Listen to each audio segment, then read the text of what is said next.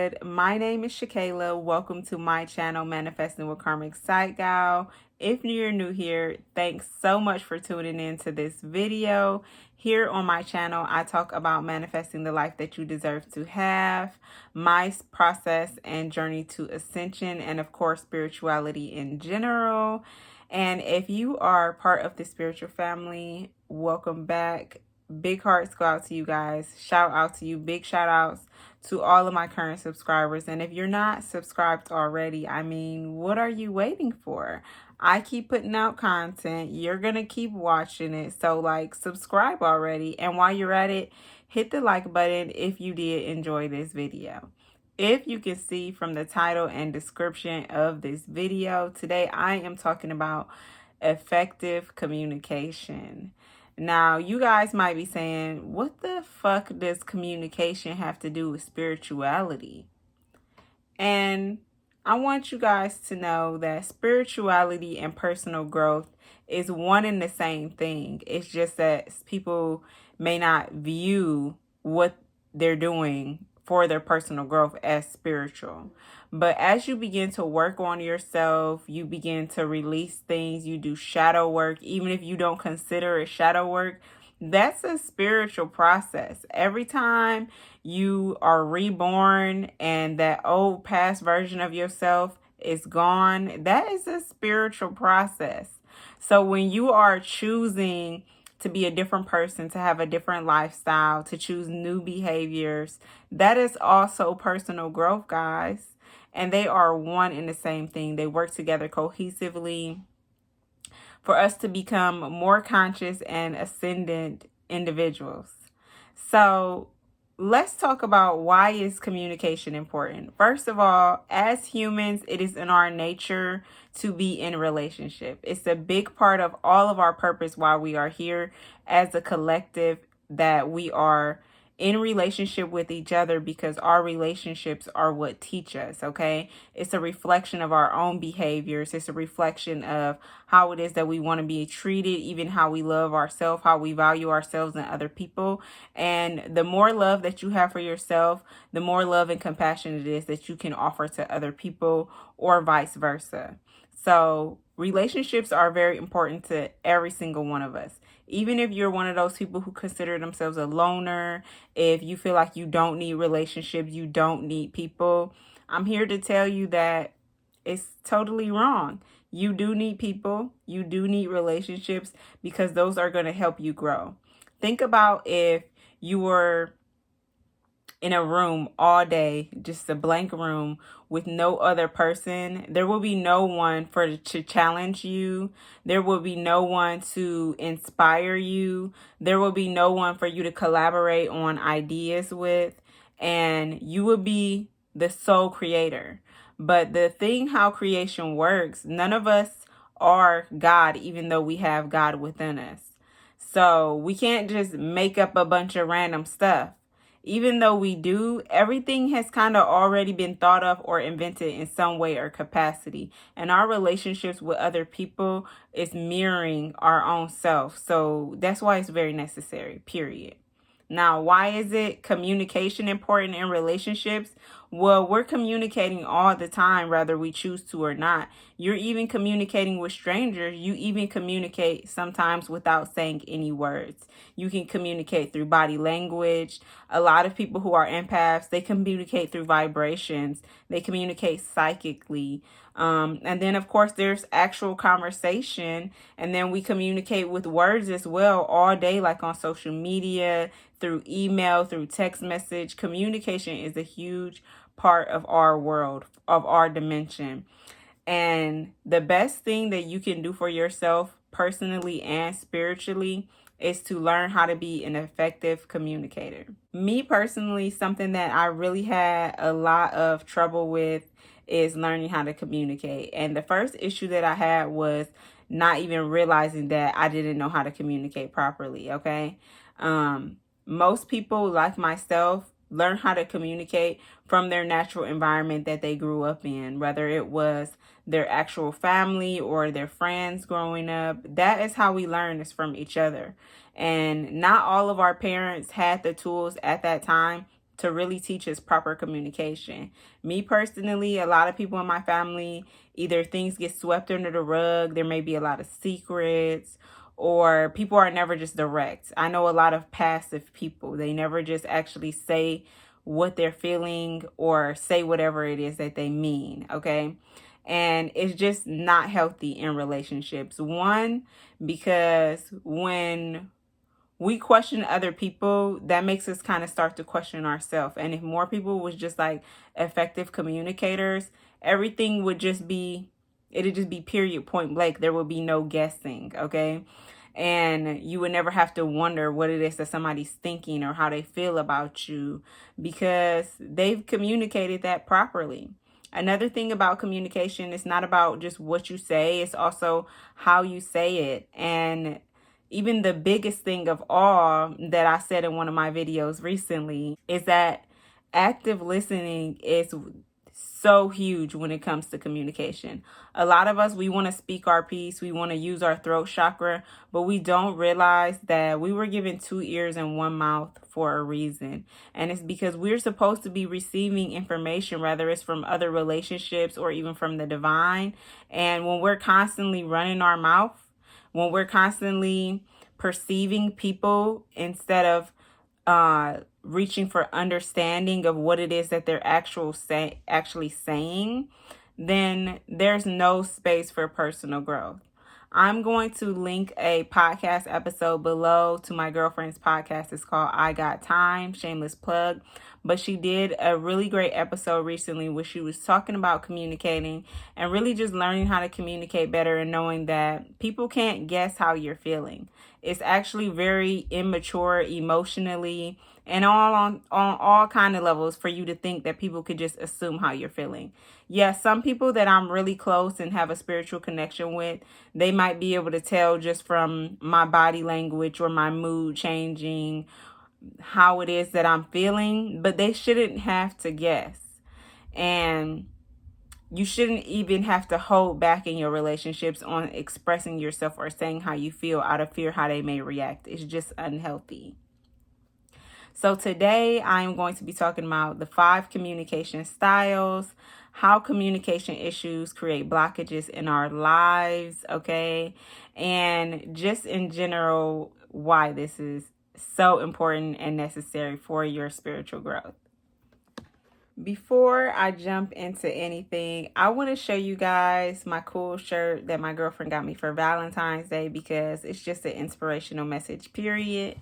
Okay, so first it says, be yourself, accept yourself, value yourself, forgive yourself, bless yourself, express yourself, trust yourself, love yourself, and empower yourself. Okay. This is such an amazing message, and you can see the tag here. I'm actually wearing it backwards because I just wanted to show you guys like actually what did this shirt say, because this is so powerful. The first thing is, in our relationships, before we can go seeking all these different things from people, like for them to accept you or to value you or to nurture you, you have to be willing to do that yourself. In my ebook, which is now available for purchase on Amazon as both the ebook and a physical copy, Couples Guide to Intimacy. This is not just for the couples, y'all. It's for personal and spiritual growth and learning how to create intimacy in all of your relationships, whether they're platonic, romantic, familiar, it doesn't matter. We have to be willing to meet ourselves in these places. This is the real shadow work, okay? Is learning how to be yourself, okay? Learning how to accept yourself, to love yourself, to value yourself, to heal yourself. Because you can't expect another person to meet you in a space that you haven't yet met yourself. And you also can't expect another person to meet you somewhere that they haven't met themselves. There has to be a level of understanding and compassion when relationships end. It's because you guys were not on the same vibration. And then just might have been that one or both of you didn't have the capacity to give yourselves what it is that you needed. And you either overused or underused each other in the relationship to get those needs met. So with that being said, right now I'm going to jump into something called confirmation bias. This is so interesting. I don't know if I told the channel yet, but I started school in January. I am getting my degree in psychology, and in my class that I'm taking right now, we literally just start talking about confirmation bias. So I'm going to read the definition here. So I'm going to look across the camera just for a second. According to Macomb School of Business, confirmation bias is the tendency of people's minds to seek out information that supports the views they already hold. It also leads people to interpret evidence in ways that support their pre-existing beliefs, expectations, or hypotheses. Now, I don't know if you guys are grasping what I'm putting down here already, but to me, confirmation bias is really just unhealed trauma, okay? This sounds like trauma manifesting in your real life. It's like allowing your past beliefs, your circumstances, your environments, things that people told you to basically rule your life in a sense that you are not capable of receiving new information, okay? And this happens all the time on a daily basis in our relationships. Honestly, I was guilty of this up until a few months ago until I noticed it. So when someone comes to you with information and it may debunk something that you feel like is a value or personal belief, you may not want to hear nothing else that they have to say about what that is, okay? You're not going to be actively listening or being able to understand because you're automatically going to be trying to disagree with what they're saying, because what you want is a relationship that is going to support your beliefs and not hold you accountable, okay? And that is what confirmation bias is. It's like us just waiting for people to validate our beliefs, when the truth is that no one knows everything, and the most wise people are open to understanding, open to receiving knowledge, and always open to better themselves and to say, I never thought of it like that, or wow, I've never had that experience. Let me find out more about this. Like really trying to find the why I do things, why I think about this. How did I come to this conclusion behind everything that you do? And this is all a practice. It takes mindfulness for you to release those biases that you have in your life. So quick story time. You guys know that I had a podcast, a dating and relationship podcast called 3 Strikes, where me and my longtime friend Jarvey talked about our relationship experiences, things that affect relationships. It's still here on YouTube and on all streaming platforms if you guys want to listen. We did 3 seasons and hundreds of episodes that were literal gems, actually funny and entertaining.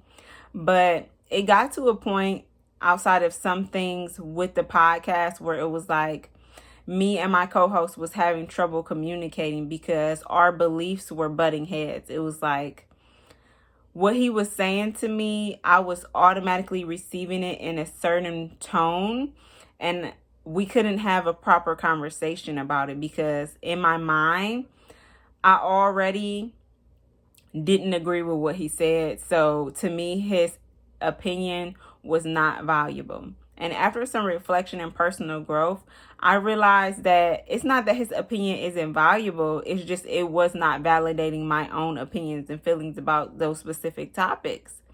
And luckily, because we've been friends for so long, we were able to apologize and communicate and continue having a relationship past that. But this is where a lot of relationships get messed up, is the lack of communication, the lack of really saying what it is true, or even being able to be held accountable, or even have that own responsibility to yourself to apologize when you know that you may be wrong, okay? And that is all a part of communication. This video is not necessarily about confirmation bias specifically, but I did want to mention it because I feel like it is something that creates blockages in our lives. So I'm gonna link a TED Talk right here. This TED Talk is amazing. It's really short and straight to the point, but it really allows you to have an open mind and maybe think about why it is that we have these biases, and then how it is that we can make a better effort on a regular basis to release some of these bias and be open to communicating with people and opening ourselves to other perspectives outside of what we believe our personal truth to be. So we're going to jump in and talk about the 5 communication styles. I want you to drop in the comments which communication style that you have. And we are all growing and evolving personally so that we can have the best communication style that's going to serve both ourselves and our relationships. With all that being said, we're going to jump right in and talk about the 5 communication styles. The first communication style we're going to discuss today is passive. It's also known as a submissive type of communication style. And this is generally the people pleaser type of people, a passive communication style. They're either willing to agree with anything, or they just don't have that confidence to really speak up for themselves and say what it is that their actual opinion is. People who communicate using a passive communication style are really avoidant when it comes to communicating with other people. So this is something that one of the communication styles I used to use all the time. With people, I would either just stop talking to people for a while instead of telling them how I feel about something, or I would act unbothered when somebody did something that was harmful to me, or maybe that I just plain didn't agree with, just to avoid making a conflict. Someone who communicates with a passive communication style, they are more than likely to over time develop like some type of resentment towards the people that they have in relationships because they were not able to ever really express their opinions, whether they are in environment where they don't feel safe or comfortable to express themselves, or the fear of saying how people will react to them. They just choose to avoid the conflict or just be nice about it and not really like say their feelings. I remember this one Beyonce interview that I seen a long time ago, and she was saying how she can be kind, but she cannot be nice in business, because when you're nice, people take advantage of you. And it's like, there's one thing to practice kindness, which is just, a basic level of human decency, treating people how you want to be treated. But to be overly nice, it's like a disservice to yourself. So if you are someone that is a passive communicator, you really want to think about why it is that you communicate this way. Really look at the deep-rooted issues between your communication style, whether it was the environment you grew up in, maybe you were not ever safe, or the environment that you are in currently, the relationships that you hold right now, and why you don't feel safe or comfortable to say how it is that you feel, or that you feel is necessary to avoid communicating. But once you get to those deeper levels to find out the why, the what, and the how behind things, then you can start to take apart that communication style and communicate better with other people in your life. My advice to anyone that is a passive communicator is to learn how to say no and know that it is a complete sentence. I posted this meme the other day. I'm going to show it up here shortly.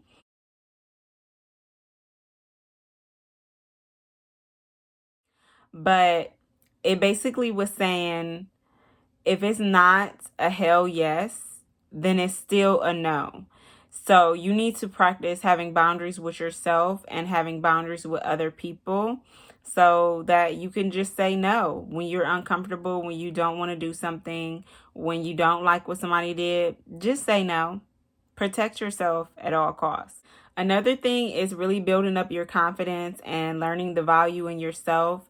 This is going to take like some throat chakra healing, because sometimes we just don't see the value in what it is that we have to say. Sometimes we don't feel like what we have to say is important, but every last one of our voices matter. Everyone's opinion matter, especially in your own life, in your own relationships. It's very important that you speak up and you advocate for yourself, because sometimes other people won't do it for you. And as an adult, it's just necessary, and you can't expect other people to advocate for you all the time. You have to be willing to speak up and to be confrontational sometimes, because like I said before, it is a total disservice to yourself when you are in agreement with everybody else. If you are in relationship with someone that is a passive communicator, you can assist them in being a better communicator by creating a safe space for them to communicate with you. Like my son Max, he's very forthcoming, but if he does not feel comfortable, if he doesn't feel safe, then he will not talk to you about something. So you want to create a safe space, a healthy environment where they feel like they can come to you and express their feelings. And what that means is that when they do come to you to express their feelings, that you are open to listening to them and you really give that moment to speak their piece without disagreements or shutting them down. Just allow them to say what they have to say, because all of our feelings, our thoughts and ideas are valid. And if you disagree, then that is a conversation that can be had, but you just don't want to immediately make somebody feel bad for having an opinion, because their experiences is what led them to this thought process, and it's their journey to unlearn. It's their own journey to have personal growth, even if it's one of the most wrong opinions that you ever heard of. It's not your job to fix people. It's not your job to make them see the truth of things or your way of things. You should never be trying to convince somebody or persuade them into believing the same thing that you do. It's healthy in our relationships to have different ideas, different opinions, and for us to disagree, because that is how we occur personal growth. When you surround yourself with a lot of people who won't hold you accountable, who will refuse to disagree with you, they're yes people, then you're creating an environment for you not to grow in. You're stunting your own personal growth. And when you do that to other people, it's also enabling them to continue being a passive communicator. The next communication style I want to discuss is aggressive communicator. Aggressive communicators are people who kind of communicate with some type of boldness behind it. They kind of tend to overtalk people or dominate in conversations. Interacting them, it kind of makes you feel like what you have to say is not as important or equally important as what they have to say, or your feelings get lost in the conversation because they constantly always bring it back to them or their point of view. You may be an aggressive communicator if you feel like you are one of those people that have to convince people, like I was just saying. If you feel like you have to convince somebody or they need to understand your point of view, you may be an aggressive communicator. This is something that I'm still learning to deal with every single day. And it's one, because I don't necessarily like to be wrong, but two, I just want to be understood. And for so long, I was a passive communicator that once my throat chakra was set free, it was like, everybody listen to me. I have something to say. And it's not that what you have to say is not important, but you should create space for other people to also have a say in a conversation. Someone that is a aggressive communicator tends to make people feel like they are not valued in conversation. And they may have a body language or just the actual vibration of I don't want to say masculinity, because that's not even what masculinity is, but it's just like this, it's just aggressive. Like, you don't have to be aggressive with people to get your point across. You can literally just talk to them like I'm talking to you, and they can still get your point. This is one of my favorite quotes, and it's like, don't let the message get lost in the mess. And it's like, sometimes your tone, your body language, and also not exactly what you're saying, but how it is that you're communicating the message, it will not be heard, because people will automatically be offended and reluctant to listen to what you're saying because of the way that you're coming off. So if you feel like you are a communicator like this, don't feel bad. this is a moment for self-reflection. It's not to make you feel bad, it's to help you to become better. In relationships, with to be an aggressive communicator, or even be in a relationship with somebody that is an aggressive communicator, it's really helpful if you attack problems or disagreements with each other as it's me and you against the problem, not me and you against each other, because you want to look for something that is solution oriented, or a way that you guys can agree to disagree, or simply just discuss. What happens if you're an aggressive communicator is that people will not want to talk to you as much because you make them feel shitty, or they feel like they don't have a chance to speak up when they're talking to you, or that you know everything and you don't know everything.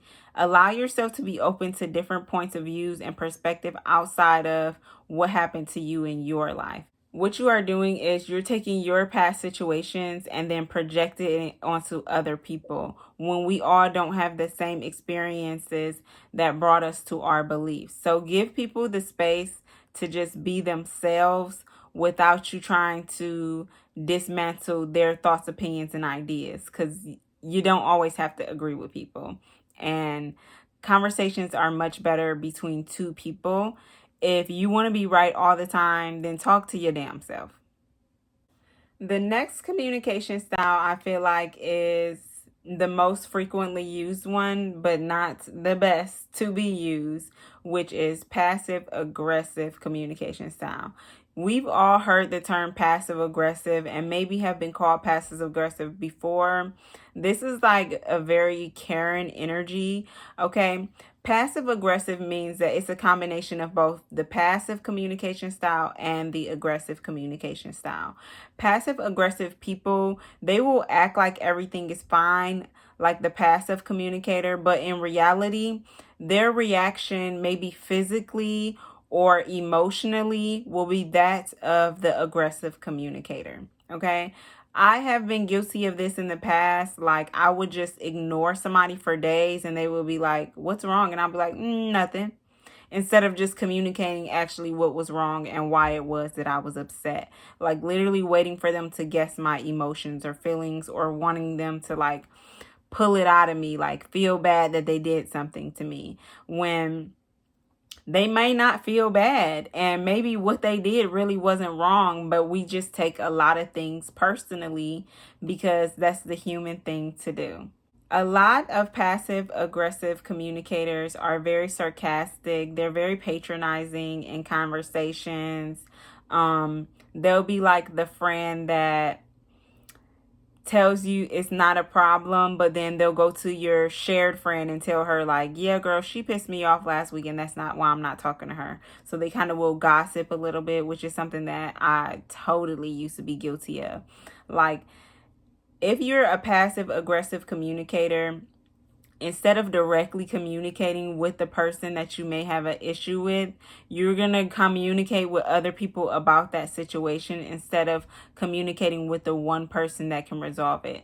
To me, this is one of the most harmful and damaging communication styles in relationships, because what this does is this isolates your partner, and your partner could be romantic or familiar or platonic, but it isolates the other person from connecting with you. You don't even give them a chance to like understand what it is that you have an issue with. To me, that sounds like you don't want to actually resolve the issue. You just like the attention that you're getting from being upset. I don't know. I could also be, telling you something that's not true, but that is why I was doing it. It was like I was feeding off of the drama, honey, and it was fucking toxic. If you hear all of this and you're like, "Damn, I'm passive aggressive as fuck," then you want to do the same thing that I said as far as the passive communicator, which is really start to do that shadow work, okay? Find out the reason, the why, and the how between these behaviors. For me personally, it was from childhood trauma. One, being in environments where I was not able to say my opinion, which is what created the passive side. And then two, when I did share my opinion, it would be met with a lot of aggression. So that made me passive aggressive, where it was like, I mean, well, then if it's an issue, they just gonna have to figure out what the issue is. Or I just didn't want to be argumentative. I hated confrontation because I didn't like the way it made me feel. It gives me anxiety to this day to have conversations with certain people. I mean, even my own father right now, I'm not talking to him. I haven't been talking to him for months, and I still haven't told him what exactly he did to upset me. Even though what he did was not right, I could have and still should communicate what it was. But at this point, that's another story for a story. But recognize when you are in relationships with people and they are pulling you back to be your old self. Those are the relationships that you really have to let go and release of. Because as you are growing as an individual, you start to leave certain behaviors behind. Like me, in my new relationships, I'm not really a passive aggressive communicator. But for some reason, when it comes to like my familiar relationships, it's just like I'm passive aggressive as hell. And with those people that I haven't been able to grow and communicate healthily with since I've learned better communication styles, I just need to leave those relationships alone, because at this point it's too triggering and you just can't heal in the same place that you're hurt at. And that's all I'm going to say about that. Another thing is to look behind the motivation of why it is that you're communicating this way. What is it that you're trying to communicate? And what is it that you want this person to understand? Now, if you're really trying to gain understandings, if you're literally just trying to, I guess, find a common ground with this person, then you will look back and see, man, these behaviors are unwarranted. But either way, once you look deep down inside of it and figure out what's going on, you're going to see that none of this shit is necessary and you can just say what you need to say. Sometimes we want to help other people. And sometimes we just are reactive. We're triggered because of things in the past with that relationship, okay? And you have to ask yourself, when you're communicating and you find yourself communicating in a passive aggressive way, am I really trying to solve this problem, or am I just looking for an excuse to be upset and to lash out at somebody? At the end of the day, relationships are complex, okay? And like I said earlier in the video, you may be in one place on your journey and the person that you're communicating with may be in another place, and that's where most people tend to butt heads. There's the lack of understanding. But if you can exercise some compassion for somebody and say, even though we're not seeing eye to eye, I'm still going to make an effort to understand what it is that they're saying. I'm still going to make an effort to let my feelings be known and not make that person have to work for it or make them feel bad, instead of me just communicating what it is that I have to say. If you are the person on the other side of communicating with somebody that is passive aggressive, what I suggest for you is to do the same thing, is to seek understanding of where it is this person is coming from. A lot of people be operating from a hurt place. A lot of people are walking around here and they're like 25, 30, 40, even older than that. Honestly, I know a lot of people that are even older, and although they continue to grow with age, mentally and emotionally, they are still in a child's place.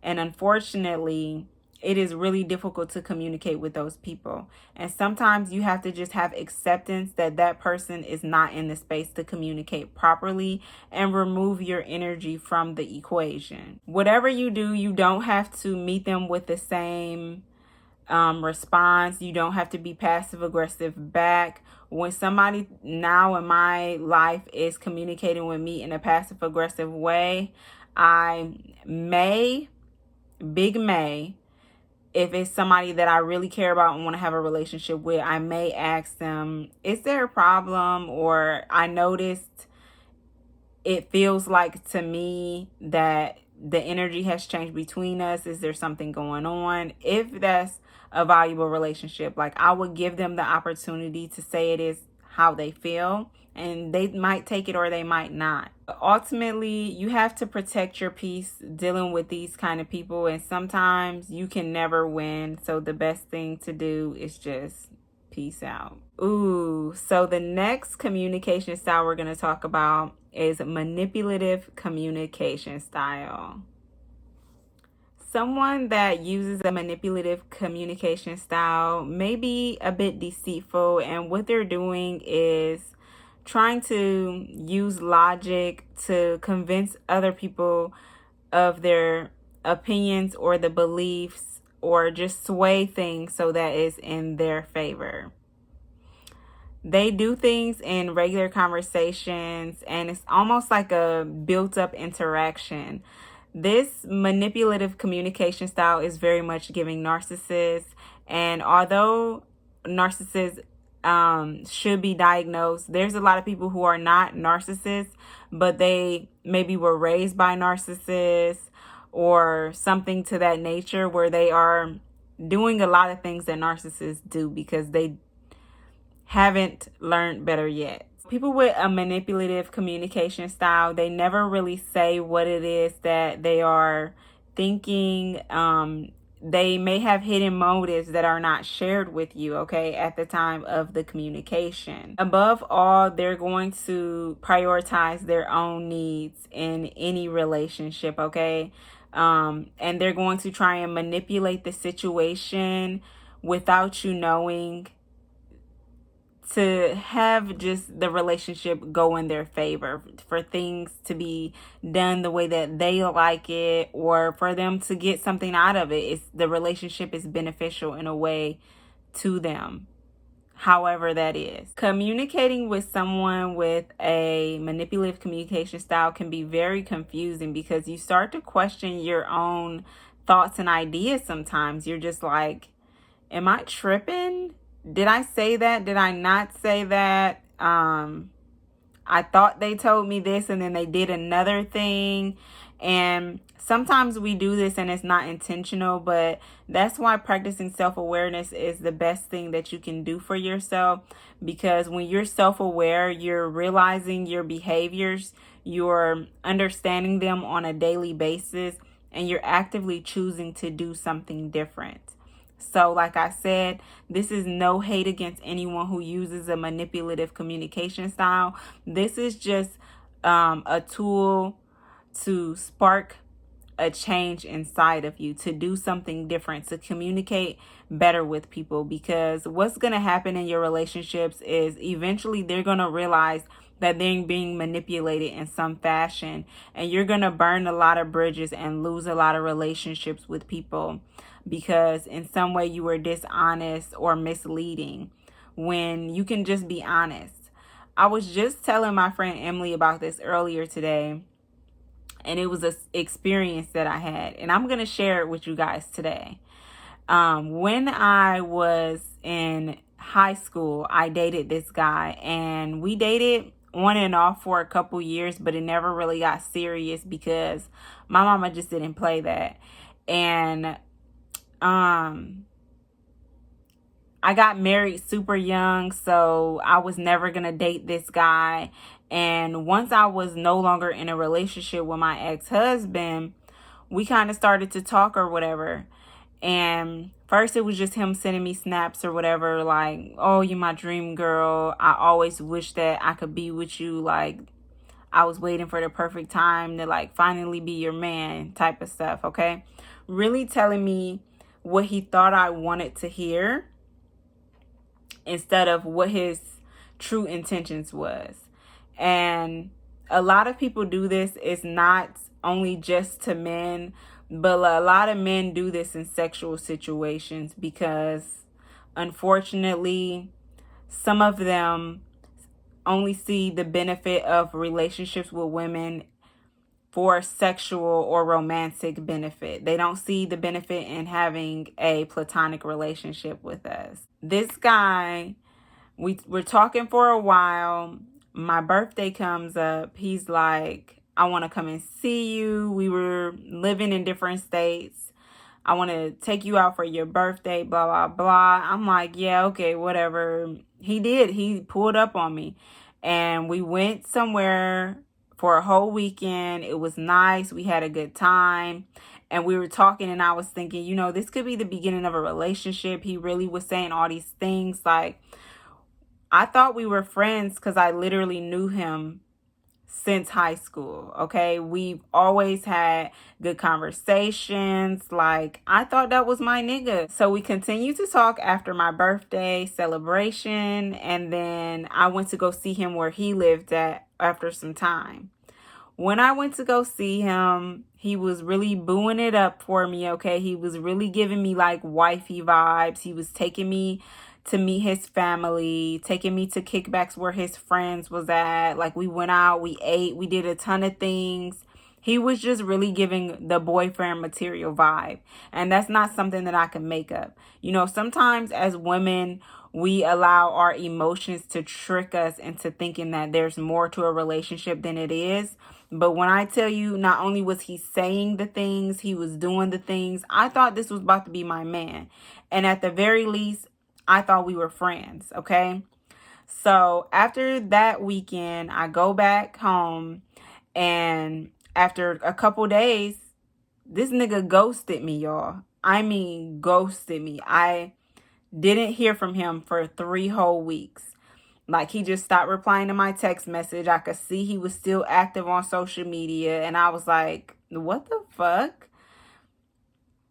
And my only conclusion to that is that he did all that just to have sex with me.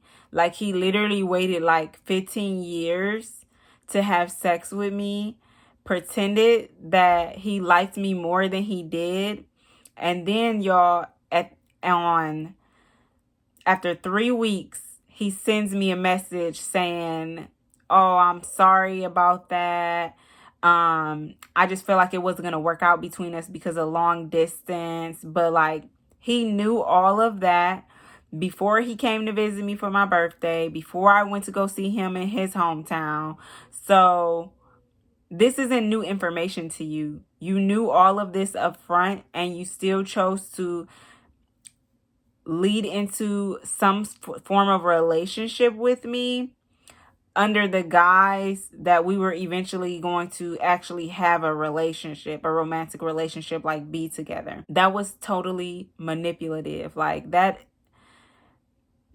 is one of the most embarrassing situations I ever been in. But now that a lot of time has passed since that happened, honestly, I can look back and laugh and think, I guess at least he got to hit it, right? You know, like, at least he finally got that wish. And I don't even feel stupid or silly at all, because he should feel stupid or silly that he had to go to that dramatic length to sleep with somebody instead of just being honest and saying, like, you're fine and I'm trying to get busy with you. Why can't people just be honest about what it is that they're doing? So if you can relate to that type of situation, if you've done some stuff like that, or even if somebody has done something to you like that, it's really important, if you find yourself being a manipulative communicator in any of your relationships, to one, before entering in a relationship with someone, whether it is a friendship or a romantic relationship, just asking yourself, what do I want? Okay. When you know what you want, then you can be intentional in your relationships. So if it's a friendship, I know that I want to be friends with this person and nothing more. I don't need anything from them but their friendship. Then you can let the friendship take its natural course. If there's something that you're hoping to gain from it, then you should probably just like leave the relationship alone altogether, okay? It is going to be a practice. It's going to be difficult to, one, be self-aware and say, damn, I have been manipulative in my relationships in the past, but to choose differently. But every day is a practice, and your relationships that you have now, you have the chance to just be a good communicator now. Be as direct as possible. When you find out what you want, say what it is that you want, and they can either fuck with it or they not gonna fuck with it. He could have easily been like, listen,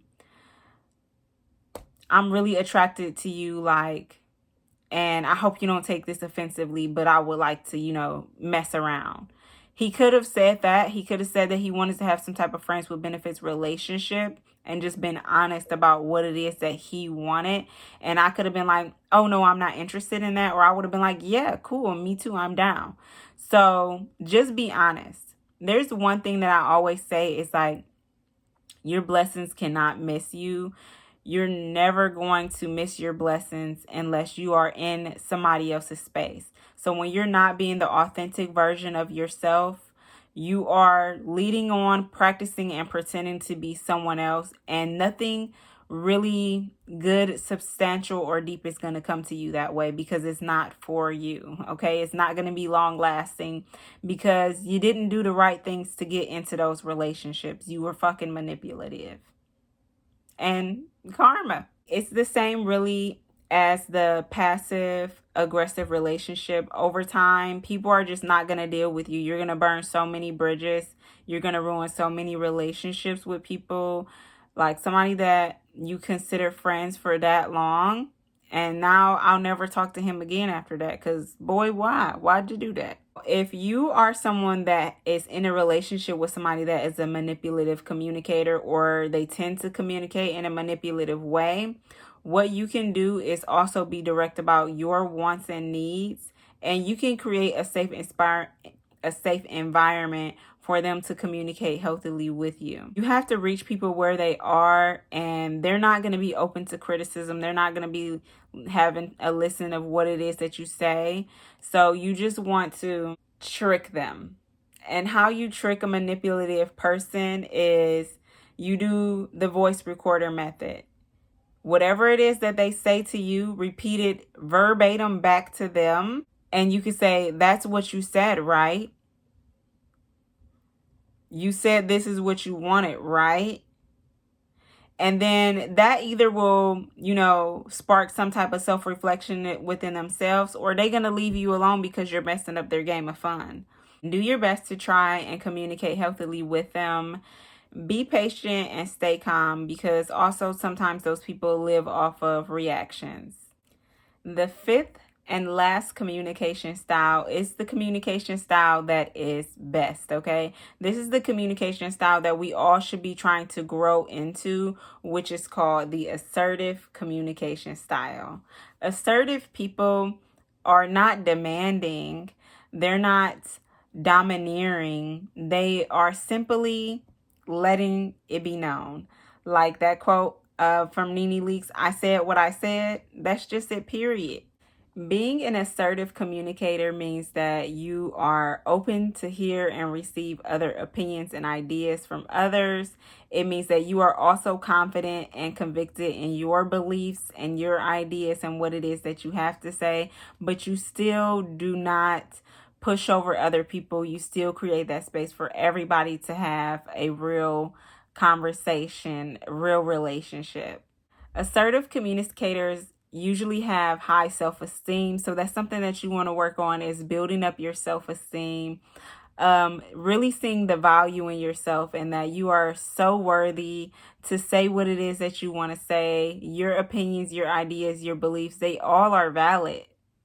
In relationships and when you are communicating people, it's a great tool to use I statements instead of you statements. And what that sounds like in conversation is, I feel hurt by your actions, instead of your actions hurt me. Because the truth is the actions didn't hurt you. Those are your feelings, okay? And just because we feel something doesn't mean another person has to be condemned by them. That they don't have to feel bad. And a lot of times they won't feel bad.